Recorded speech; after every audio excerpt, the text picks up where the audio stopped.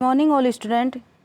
देखिए बेटा, हम आपका जो लेसन था आहार आयोजन प्रक्रिया यह पढ़ रहे थे। उसमें हमने देखा कि आहार आयोजन जो प्रक्रिया है वो किस प्रकार से की जाती है। ठीक है, उसको कैसे करें, उसमें क्या क्या खाद्य पदार्थ होते हैं और किस प्रकार से लेने चाहिए। आगे देखिए, इसमें कल आपने देखा उसमें एक संदर्भ इकाई आई थी। क्या थी? संदर्भ इकाई। तो संदर्भ इकाई के बारे में देखिए आप।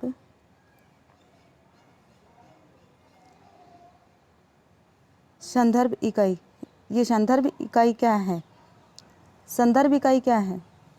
देखिए, संदर्भ इकाई का तात्पर्य का अर्थ होता है, तात्पर्य का मतलब होता है अर्थ। ये देख दिया हुआ है, खाद्य पदार्थ की उस कम से कम मात्रा से है जो हमें उस खाद्य पदार्थ पर आधारित व्यंजन बनाने के लिए चाहिए।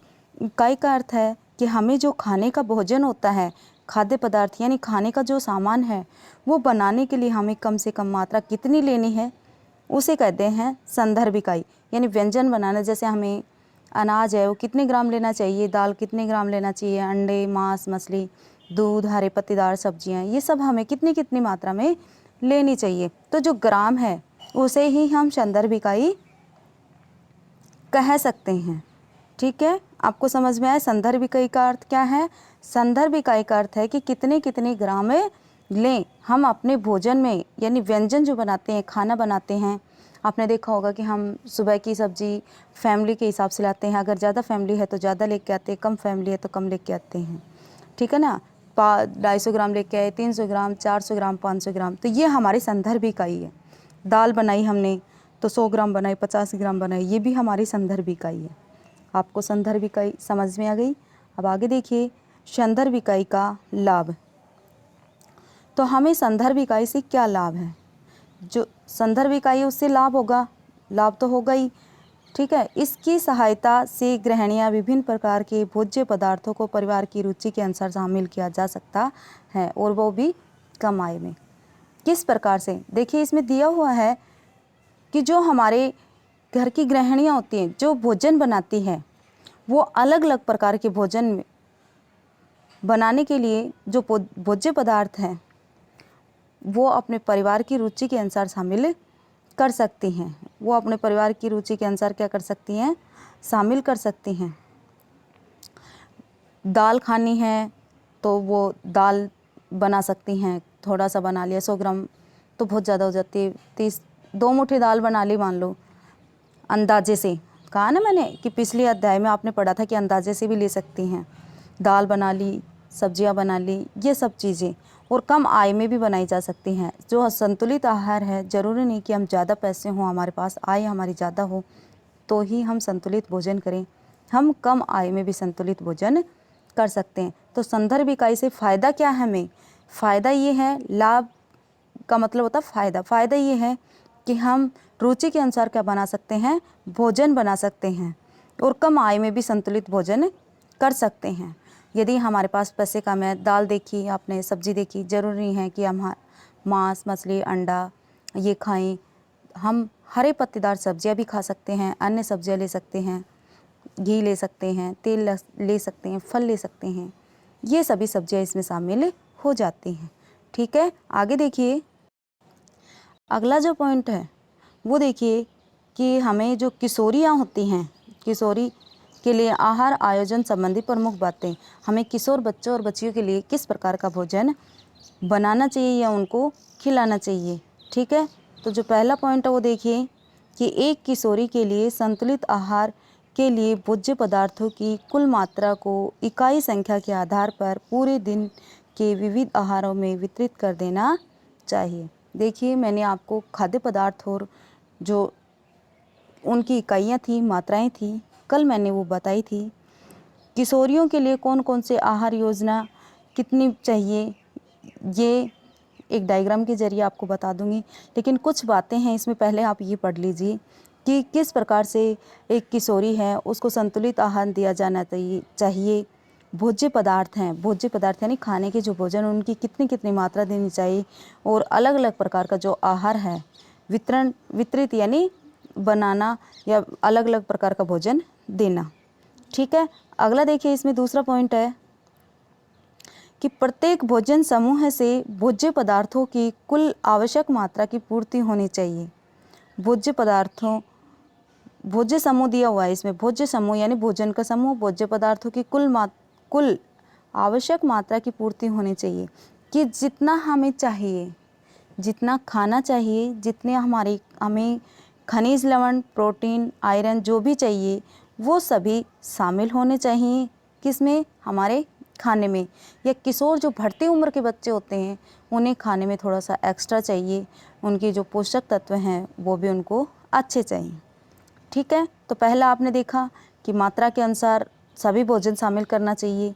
दूसरा है कि जो भोज्य पदार्थ हैं उनके अंदर आवश्यकता के अनुसार पूर्ति करनी चाहिए और मात्रा लेनी चाहिए। तीसरा नंबर देखिए, इसमें एक ही प्रकार के खाद्य पदार्थों से विविध व्यंजन बनाए जा सकते हैं।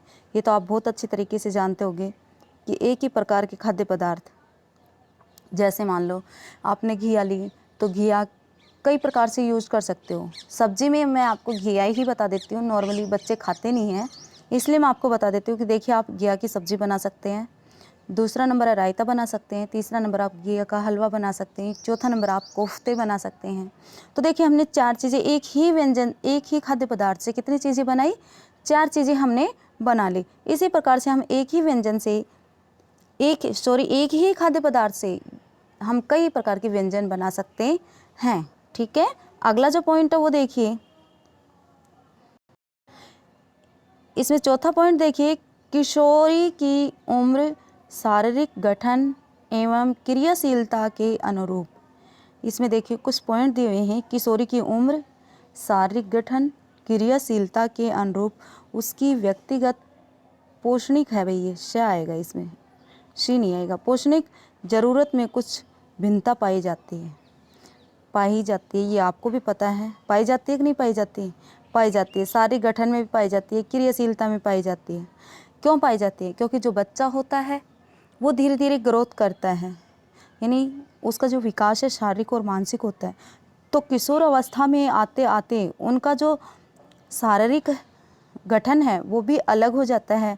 उनके हाथ पैरों की जो हड्डियां हैं वो मजबूत होने लगती हैं, वसा है वो इकट्ठी होने लग जाती हैं, क्रियाशीलता यानी कार्य करने की जो क्षमता है वो भी बढ़ जाती है। तो इसलिए उन्हें जो पोषणिक ज़रूरत है वो अलग हो जाती है। उन्हें थोड़ा सा ज़्यादा चाहिए, खनिज पदार्थ भी ज़्यादा चाहिए, पौष्टिक भोजन चाहिए उन्हें। ठीक है, अगला जो पॉइंट है वो देखिए, किशोरों की आहार योजना लचीली होनी चाहिए। लचीली की मतलब परिवर्तन किया जा सके। लचीली का मतलब क्या होता है?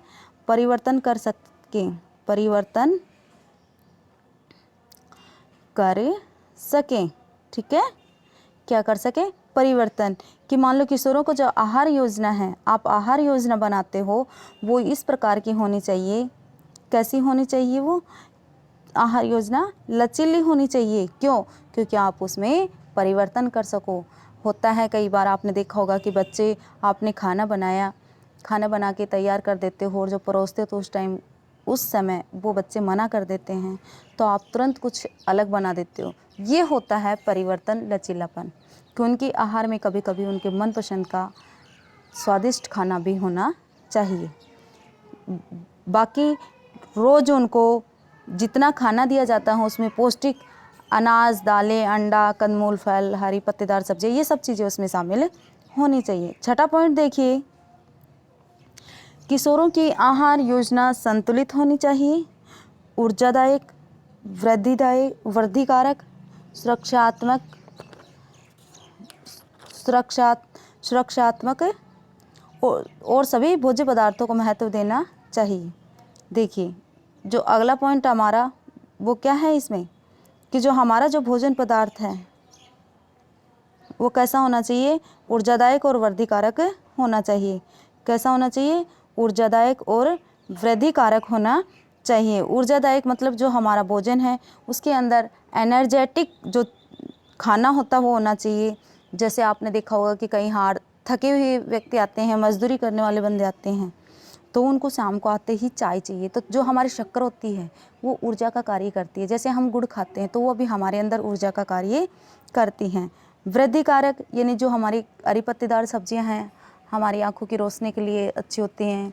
शरीर में जो खनिज तत्व हैं वो भी देने चाहिए, जो कि हमारे जो रोगाणु होते हैं शारीरिक बीमारियों से लड़ने की क्षमता प्रदान करते हैं। तो ये सब चीज़ें, ठीक है। आगे देखिए, अगला जो पॉइंट है वो देखिए इधर दिया हुआ था आपका कि ऊर्जादायक, वृद्धि कारक एवं सुरक्षात्मक सभी भोज्य पदार्थों को महत्व देना चाहिए।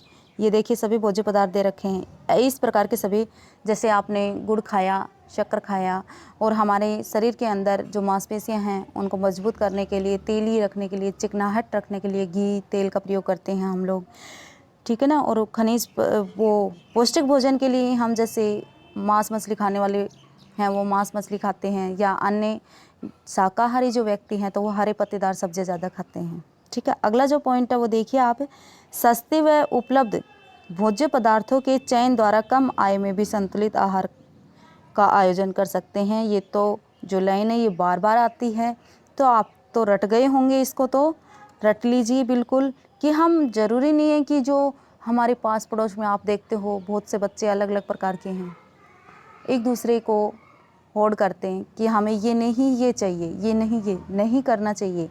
हमें अपनी आय के अनुसार आगे बढ़ना चाहिए और आय के अनुसार ही खाना चाहिए, ठीक है। अगला जो पॉइंट है वो देखिए, संदर्भ इकाई की सहायता से आहार आयोजन के लाभ। संदर्भ इकाई मैंने आपको पढ़ाई थी कि संदर्भ इकाई क्या है। तो ये देखिए संदर्भ इकाई की सहायता से आहार आयोजन के लाभ, कि हमें यदि संदर्भ इकाई से खाना बनाते हैं तो उससे हमें क्या लाभ होते हैं और कौन कौन से होते हैं। तो पहला पॉइंट इसमें देखिए, संदर्भ इकाई की सहायता से कम पढ़ी लिखी गृहिणी भी सरलतापूर्वक आहार आयोजन कर सकती है। संदर्भ इकाई का मतलब है चार्ट तैयार रखना, चार्ट बनाना, ठीक है ना। चार्ट बना हुआ है तो जो कम पढ़ी लिखी औरत है वो भी क्या कर सकती है, उस चार्ट के जरिए अपना जो खाना है वो बना सकती है, ठीक है ना। आगे देखिए, आपने आज ये देखा कि किस प्रकार से हम अपना जो भोजन है वो इकाई या संदर्भ में बांटकर करें। इसके बाद में हमने देखा कि किशोरियों के लिए आहार वो आयोजन है वो किस प्रकार से करना चाहिए, कौन कौन सी हमें बातें याद रखनी हैं। 6-7 पॉइंट हमने देखे कि उनके भोज्य पदार्थों में जो ऊर्जावान है वो खाना होना चाहिए, पौष्टिक तत्व होना चाहिए, क्योंकि उनकी जो उम्र है, उनका शरीर का जो गठन है और जो शरीर के गठन के साथ साथ जो क्रियाशीलता है, कार्य करने की क्षमता है वो भी अलग हो जाती है। इसलिए उसे उन बच्चियों को पौष्टिक तत्व की ज़रूरत हो जाती है, ठीक है। आगे देखिए, हमने संदर्भ इकाई की सहायता से आहार आयोजन के लाभ हैं ये देखिए। तो इसमें पहला जो लाभ था, संदर्भ इकाई की सहायता से कम पढ़ी लिखी गृहिणी भी सरलतापूर्वक आहार आयोजन कर सकती है। क्यों कर सकती हैं? क्योंकि उनके पास चार्ट होता है, हमें इतनी दाल लेनी है, इतना अनाज लेना है, इतनी सब्जी लेनी है, इतना मांस लेना है, इतना अंडे लेने हैं, इतना दूध लेना है, ये सब चीज़ों का चार्ट होता है।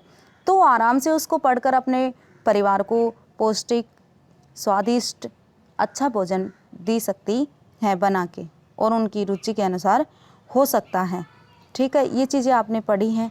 कल हम इसके बारे में संदर्भ इकाई की सहायता से आहार योजना के लाभ हैं वो एक लाभ पढ़े, इसके जो बचे हुए लाभ हैं वो लाभ पढ़ेंगे। इस लेसन को कंप्लीट करवाने के बाद में एक बार फिर से रिवाइज करवा देंगे। तो आप मेरे साथ साथ पढ़ते रहिए, याद करते रहिए, थोड़ा थोड़ा जो दिया जा रहा है उसको साथ साथ आप याद करते रहेंगे तो आपको भी फ़ायदा होगा। और नहीं समझ में आता है तो आप पूछ लीजिएगा, ठीक है। ओके बेटा, थैंक यू। आज के लिए इतना ही है।